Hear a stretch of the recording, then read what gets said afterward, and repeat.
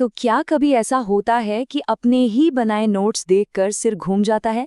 अगर हाँ, तो आप बिल्कुल सही जगह पर हैं।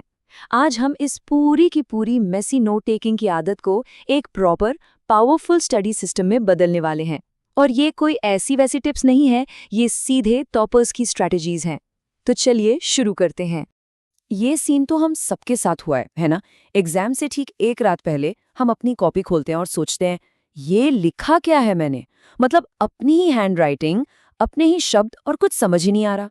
बस यही वो मोमेंट है, यही वो फ्रस्ट्रेशन है जो हमें बताता है कि यार एक बेहतर सिस्टम की जरूरत तो है। और प्रॉब्लम की जड़ अक्सर ये होती है, एक ही कॉपी जिसमें फिजिक्स भी है, केमिस्ट्री भी है और बायोलॉजी भी।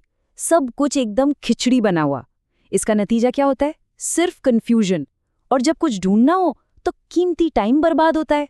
तो आगे बढ़ने से पहले चलिए ये समझते हैं कि हमारे नोट्स आखिर काम क्यों नहीं करते, मतलब गड़बड़ कहाँ हो रही है। क्योंकि एक बार प्रॉब्लम समझ आ गई ना, तो सोल्यूशन तो अपने आप मिल जाएगा। जरा यहाँ देखिए, एक ही कॉपी में सब कुछ लिख देना, कोई स्ट्रक्चर ही नहीं होना, या फिर बस रंग बिरंगे पेन से कॉपी को सजाने पर फोकस करना, लेकिन जो लिखा है वो क्लियर ही नहीं है। ये कुछ ऐसी आम गलतियां हैं जिनकी वजह से नोट्स बनाने का जो असली मकसद है, मतलब रिवीजन करना और सीखना, वो कहीं पीछे ही छूट जाता है। अच्छा, तो प्रॉब्लम तो समझ आ गई। अब सल्यूशन क्या है? देखिए, इसकी शुरुआत होगी आपकी नोटबुक के पहले पन्ने से। हाँ, बिल्कुल पहले पन्ने से। ये एक छोटा सा स्टेप है, लेकिन यकीन मानिए ये एक गेम चेंजर साबित हो सकता है। करना क्या है? बहुत ही सिंपल है। कॉपी का पहला पन्ना खोलिए और उस पर सारे चैप्टर्स के नाम लिख दीजिए। और हर चैप्टर के नाम के आगे एग्जाम में वो कितने मार्क्स का आने वाला है वो भी लिख लीजिए। ये बिल्कुल वैसा ही है जैसे आप अपने पूरे सिलेबस का एक मैप बना रहे हो। पर सवाल ये है कि ऐसा करें क्यों? अरे क्योंकि इससे एक सेकंड में पता चल जाता है कि कौन सा चैप्टर कितना कीमती है। इससे आप अपना टाइम और एनर्जी बिल्कुल सही जगह पर लगा पाते हैं, जहां से आपको सबसे ज्यादा मार्क्स मिलने वाले हैं। स्मार्ट वर्क है ना? चलिए अब नोटबुक के पहले पन्ने से सीधे चलते हैं आखिरी पन्नों पर। वो पन्ने जिन्हें हम अक्सर डूडल बनाने या यूं ही कुछ लिखने में बर्बाद कर देते हैं। एक टॉपर इन्हीं पन्नों को एक सीक्रेट वेपन, एक डायनामो में बदल देता है।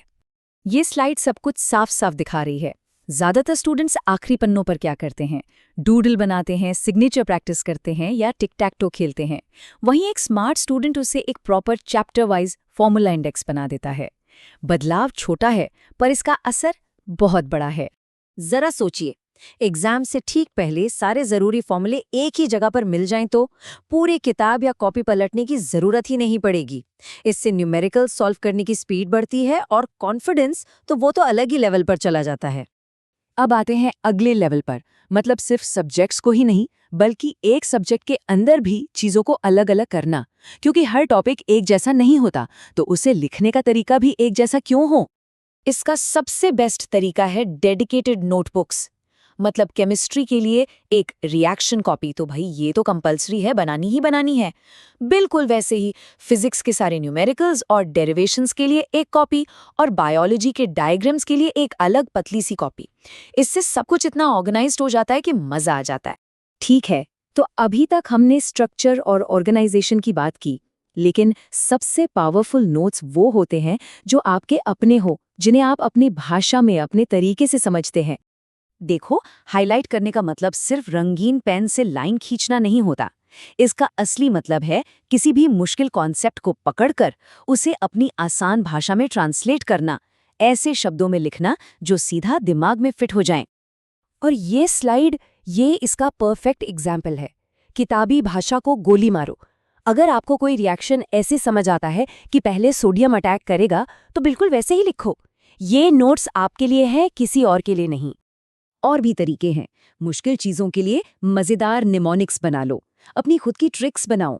अरे यहाँ तक कि मार्जिन में अपनी व्हाट्सएप वाली भाषा में छोटे छोटे पॉइंट्स लिख लो। मकसद सिर्फ एक है, टॉपिक को दिमाग में बैठाना। तो ये है पूरी जर्नी।